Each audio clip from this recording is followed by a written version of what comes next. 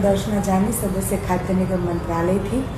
અને આજે અહીંયા મોટા વરાછામાં દાસત્વ કોલોન થેરેપીનું સેન્ટર છે. એમનું પહેલું એક સેન્ટર છે અડાજણ, અને ત્યારબાદ એમણે વેસુ ઓપન કર્યું હતું. અડાજણમાં હું રેગ્યુલર થેરેપી પણ લઉં છું. અને પેટ સાફ તો બધા રોગ માફ, કેમ કે બધા જ રોગનું ઉદ્ભવ સ્થાન એ લીવર અને આંતર હોય છે. અને આખા બોડીના બધા જ પોઈન્ટ આપણા લીવર અને આંતરમાં આવતા હોય છે.